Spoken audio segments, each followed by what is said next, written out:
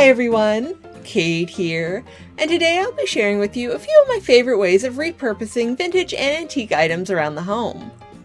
Many of these ideas are definitely organization focused, but there are some general decor suggestions as well. Now before we go any further, I should probably specify when I say repurpose, I do not mean making any damaging alterations to the original object. I specify this because I have seen way too many upcycling projects that destroy the original piece. Very often they take something that's reusable and turn it into garbage. That is not what we are doing here today. I can't even speak of the horrors that I've seen on Pinterest. It's upsetting. People need to step away from the chalk paint and the scissors. Just back away slowly. The ideas I'm sharing with you today are how to repurpose vintage and antique items, but without making any permanent alterations. Any alterations I do make can be completely and easily undone, because preservation is very important. I'm sure none of my lovely subscribers are doing unspeakable things to vintage, but there are people. There are people out there. So without any further ado, let's just jump right into the list.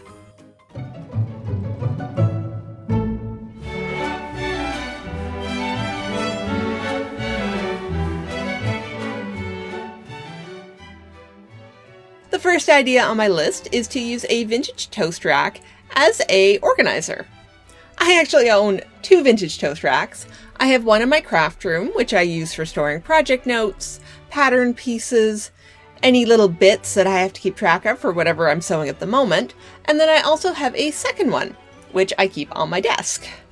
The second one I use to store mostly stationery items. I have my stamps on there, any note cards or letters that I've gotten recently, as well as any mail that I personally am planning on sending out in the near future.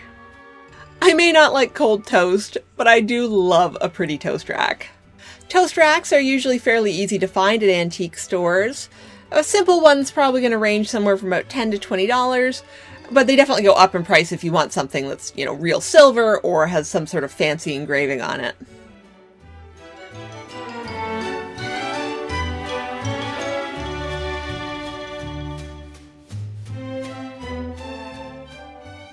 The next idea on my list is something that I personally have been doing for years, and that is using a vintage jewelry box as a makeup organizer.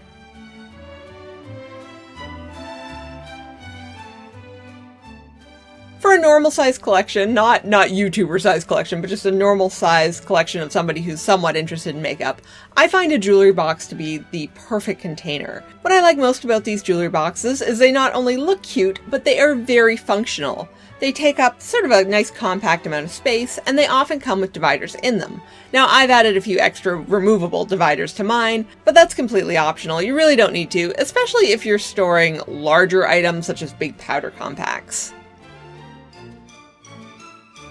You could also use a jewelry box for storing desk supplies, such as stationery, pens, pencils, that sort of thing, or for your art supplies, knitting supplies, sewing supplies. The possibilities are really endless. If you come across a cute vintage jewelry box for a good price, I highly recommend picking one up. These versatile organizers are great just about anywhere.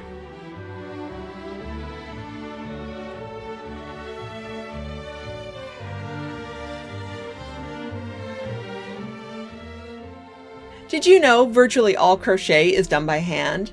Unlike knitting, where you have knitting machines doing the majority of the work, anytime you come across a crochet piece, such as a doily, somebody handcrafted that.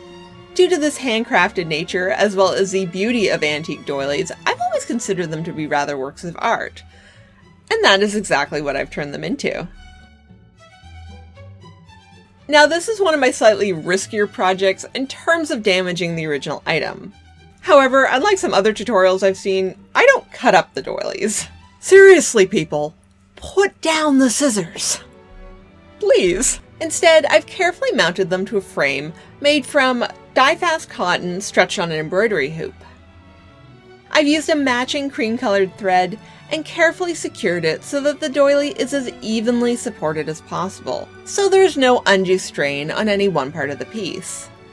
I also tend to rotate my doilies every month or two, just to make sure that, due to gravity, there isn't any sagging in one particular direction. If I ever change my mind, all I have to do is carefully snip the threads at the back of the work, and the doily will be returned to its original state. These look great hung in clusters on the wall, and they're fairly lightweight to hang, so you can hang them with just little sticky hooks, which is really great if you live in an old house like I do and you still have plaster walls. You don't have to worry about the weight damaging the walls in any way. If sewing's not your thing, you could also put doilies behind glass with some sort of acid-free paper backing. I think that would look really cute as well.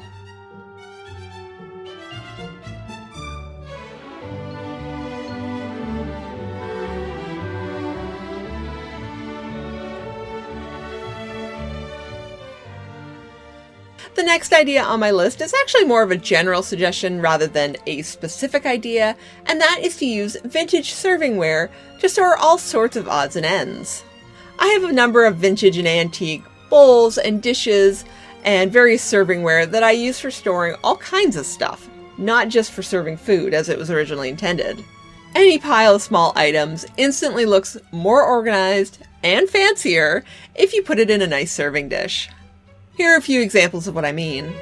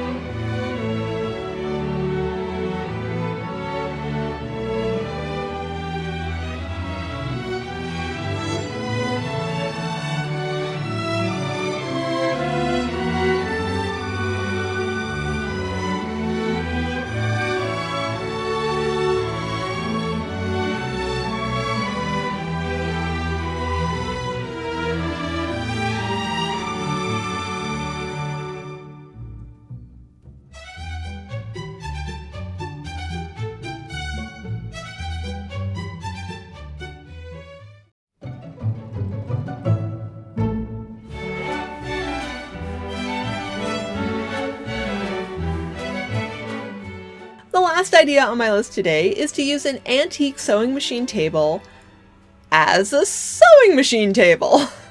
Yeah, I don't really know if this last one counts as repurposing, but hear me out. You can often find beautiful antique sewing machine tables, either with or without a machine inside, at antique malls or even sometimes thrift stores. They are literally designed for sitting and sewing at, so they tend to be the perfect size and height for a sewing machine table.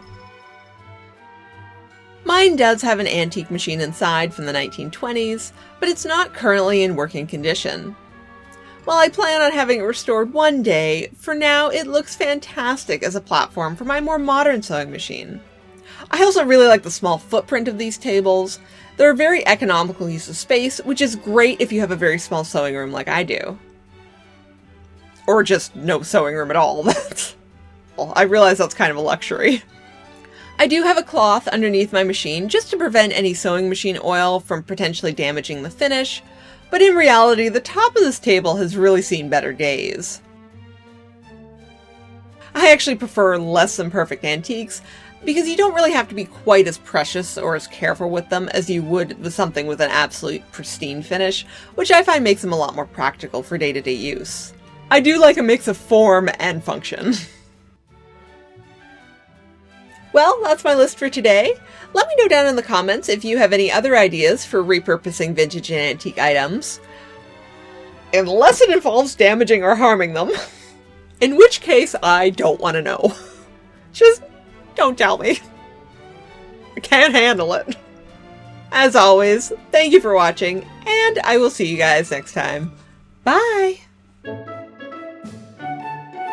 This video is made possible through the generous support of my Patreon members. Thank you.